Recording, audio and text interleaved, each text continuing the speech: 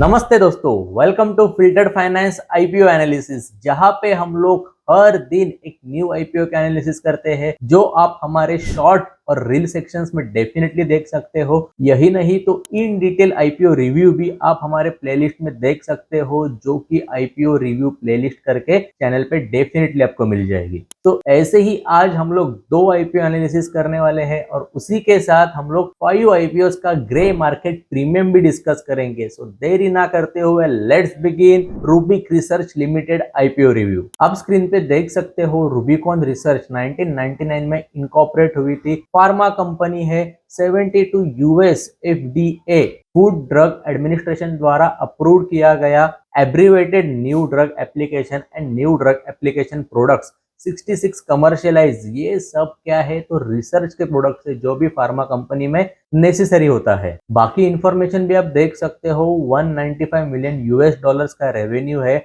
17 products awaiting approval, 63 in development, 48 global filings, Australia, UK, Singapore, Saudi Arabia, contract manufacturing in India, Australia, New Zealand। तो इतनी सारी information है जो आप यहाँ पे स्क्रीन पे इन डिटेल देख सकते हो। आगे बढ़ते हैं, फाइनेंशियल्स क्या हो सकते हैं, आईपीओ कभी आने वाला है, बाकी आईपीओ की इंफॉर्मेशन हम लोग गो थ्रू करते हैं। आईपीओ ओपनिंग डेट 9 अक्टूबर, क्लोजिंग डेट 13 अक्टूबर, टेंटेटिव अलॉटमेंट कभी होगी तो 14 अक्टूबर को। रिफंड इधर आपको आ जाएगा, नहीं तो शेयर्स जो है डीमैट में क्रेडिट हो जाएंगे। लिस्टिंग डेट जो है 16 अक्टूबर को हो जाएगी। कट ऑफ टाइम क्या है तो 5 PM 13 अक्टूबर को, यानी जो लास्ट डे है तब भी। Date and listing and performance, face value 1 rupees पर शेयर है, मतलब एटलीस्ट 5 रुपीज 10 रुपीज होना चाहिए था, लेकिन वैसे नहीं है। एलोकेशन भी कुछ डिफरेंट है, जो मतलब नॉर्मली 90% कंपनीज का होता है वैसे नहीं है। इशू प्राइस बैंड 461 से 485 पर शेयर का रहेगा। सिंगल लॉट में 30 शेयर्स रहेंगे। सेल टाइप में देखो तो ऑफर फॉर सेल भी है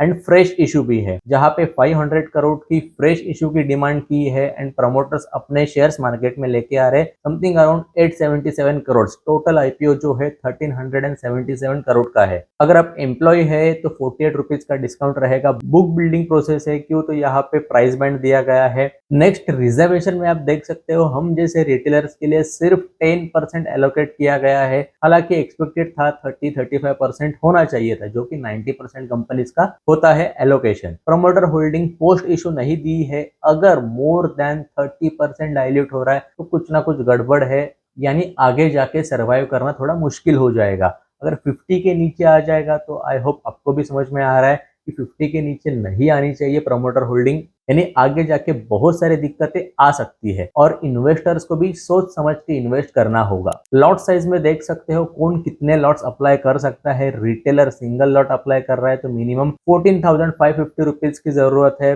रिटेलर मैक्सिमम 13 लॉट्स अप्लाई कर सकते हैं। स्मॉल एचएनआई कैटेगरी में 14 लॉट्स, स्मॉल एचएनआई कैटेगरी में maximum 68 lots and big HNI category 69 lots. Financials पे मूव करते हैं। एसेट्स आप देख सकते हो एवरी ईयर इंक्रीज होते गए हैं, अच्छे खासे स्पीड से इंक्रीज होते गए हैं। टोटल इनकम यानी रेवेन्यू यानी सेल्स आप देख सकते हो 419 से 872, ऑलमोस्ट डबल के आसपास है।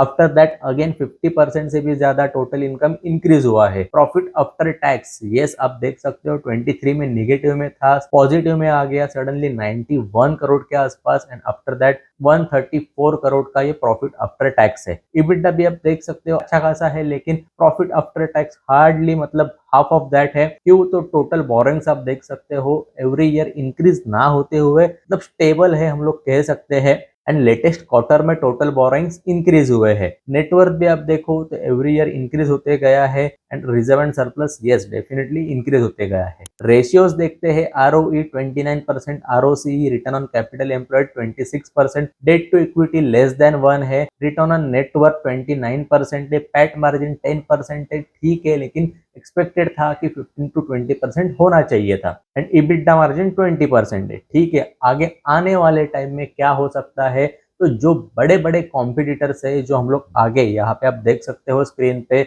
ये बड़े बड़े कॉम्पिटिटर्स है तो उनके साथ सर्वाइव हो सकता है या नहीं। पीई रेशियो अभी तक हमें मिला नहीं है, जब भी शेयर प्राइस आएगा एंड आपके पास ईपीएस तो है तो आप डेफिनेटली कैलकुलेट कर सकते हो। तो जितने भी ये कॉम्पिटिटर्स है, बड़े बड़े जायंट कंपनीज है एंड रिसेंटली आप देख सकते हो यूएस ने 100% टैरिफ लगाया है व्हाइट लेबल जो भी मतलब मेडिकल प्रोडक्ट्स है या फिर फार्मा कंपनी के जो प्रोडक्ट्स है उसके ऊपर। तो 100% टैरिफ मतलब बहुत ज्यादा हो जाता है और यही टाइम पे फार्मा कंपनी का आईपीओ आता है तो थोड़ी दिक्कत वाली बात है।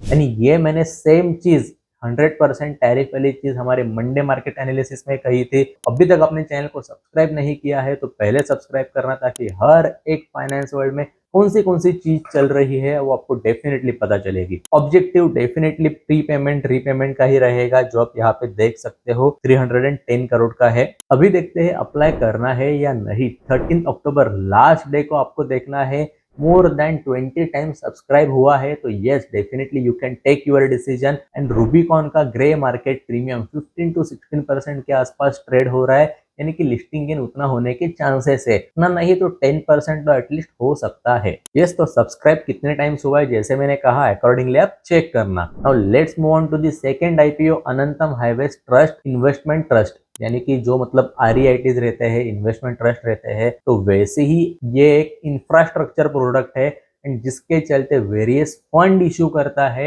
एंड वो जो पैसा है वो कहाँ पे इन्वेस्ट होता है, तो इंफ्रास्ट्रक्चर डेवलपमेंट में इन्वेस्ट होता है। वही काम जो है अनंतम हाईवेज करते हैं, जिसका एक आईपीओ आ गया है। ये देखो, जैसे मैंने कहा कि इन्वेस्टमेंट ट्रस्ट है तो सेबी रजिस्टर्ड होना चाहिए। रिसेंटली सेबी रजिस्ट्रेशन उनको मिला है। स्पॉन्सर कौन है, तो अल्फा अल्टरनेटिव फंड एडवाइजर जो एलएलपी है, यानी कि जो मैनेज कर रही होगी focus road infrastructure investment 7 highway projects across 5 states and 1 union territory. Length आप यहाँ पे देख सकते हो। अभी करती क्या है कंपनी, तो जैसे मैंने कहा, फिर वो इक्विटी होने दो या फिर बॉन्ड्स की तरह होने दो, इंफ्रास्ट्रक्चर डेवलपमेंट के लिए पैसे लोगों से लिए जाते हैं। लिए जाते इन द सेंस, जैसे बॉन्ड्स कैसे वर्क करता है वैसे इंफ्रास्ट्रक्चर बॉन्ड ही आप कहिए वर्क करता है। फॉर एग्जाम्पल, जो भी डेवलपमेंट है उनके लिए लोगों से पैसे लिए गए। आफ्टर डेवलपमेंट गवर्नमेंट से अगर पैसा आ गया तो फिर इक्वली डिस्ट्रीब्यूट होता है। जितना आपका एलोकेशन है, जितना आपका शेयर है, उतने परसेंट से आपको उतनी इन्वेस्टमेंट मिलती जाती है। तो ये कंपनी का आईपीओ कभी आया है, तो 7 अक्टूबर को आया है। क्लोजिंग डेट 9 अक्टूबर है। Tentative allotment 14 October and listing जो है 17 अक्टूबर को हो सकती है। आगे देखते हैं date and listing performance. Price band 98 से 100 के बीच में रहेगा।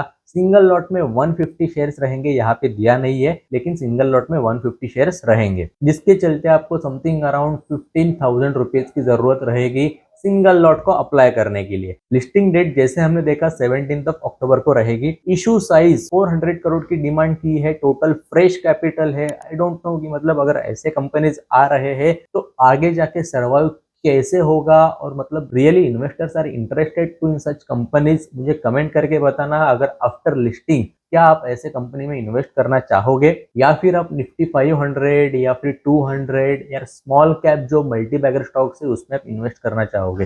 मुझे कमेंट करके बताना, अकॉर्डिंगली मैं आपके लिए डेफिनेटली वीडियो लेके आऊंगा। इन्वेस्टर कैटेगरी में QIB एंड NII के लिए है, यानी कि मतलब जो HNI कैटेगरीज है वही इन्वेस्ट कर सकते हैं। सिर्फ रिटेलर्स के लिए कुछ भी एलोकेशन नहीं दिया है। मैक्सिमम लॉट्स में आपको अप्लाई करना होगा। ये देखिए, मैं क्यों कह रहा हूँ, तो यहाँ पे एसेट्स आप देख सकते हो एवरी ईयर इंक्रीज तो होते गए हैं। टोटल इनकम भी आप देखो तो डिक्रीज होते गई है। Profit after tax total income यहाँ पे डिक्रीज हुई है करंट ईयर में। 2500 कहाँ पे और 942 कहाँ पे है, तो जैसे आप देख सकते हो। जब भी 942 इतना सडनली ड्रॉप आने के बाद प्रॉफिट आफ्टर टैक्स पॉजिटिव आ जाता है। मतलब हु नोज, अभी मैं तो खुद गया नहीं था वहां पे R&D करने के लिए, लेकिन डेफिनेटली आपका कॉल ले लेना, कभी आप एक डिसीजन ले सकते हो। तो यस, अभी हम लोग देखते हैं यहाँ पे देखो कि प्री पेमेंट रीपेमेंट यस उतना यही है। यहाँ पे भी ऑब्जेक्टिव में अप्लाई करना है या नहीं वही हम लोग देखते हैं। 9 अक्टूबर को आफ्टरनून में आप चेक करना कि 30% के ऊपर, 13 जाने दो, लेकिन 20 टाइम्स के ऊपर सब्सक्राइब हो रहा है, तो डेफिनेटली आप आपका खुद का डिसीजन ले सकते हो। And grey market premium something around 2 to 3% के आसपास ट्रेड कर रहे हैं। लिस्टिंग गेन भी मतलब समथिंग अराउंड 4 to 5% या फिर निगेटिव में ओपन होने के चांसेस लग रहे हैं। तो ये जितने भी मैं आपको इन डिटेल बता रहा हूँ सिर्फ और सिर्फ एजुकेशन पर्पस के लिए है। अगर आप इन्वेस्टमेंट के लिए सोच रहे हो तो डेफिनेटली आपके फाइनेंस कंसल्टेंट से सलाह लेना। रही बात current 3 IPOs grey market premium की, तो LG का जो IPO है उसका listing and something around 20 to 25% तक होने के चांसेस है। यही नहीं तो टाटा कैपिटल का आप देख सकते हो सिर्फ और सिर्फ 5 to 6% प्रीमियम दिखा रहा है, यानी ग्रे मार्केट प्रीमियम। उसके अलावा कैनरा रोबेको का 12% के आसपास लिस्टिंग गेन होने के चांसेस है। तो आई होप आपको ये 5 आईपीओ का grey market premium and approximate listing gain पता चल गया है। तो अगर आपको ये वीडियो पसंद आया तो डेफिनेटली लाइक करना, कमेंट करना एंड आपके फ्रेंड्स एंड फैमिली के साथ शेयर करना एंड ऐसे ही इंफॉर्मेटिव वीडियोस के लिए चैनल को पहले सब्सक्राइब करना। Thank you so much.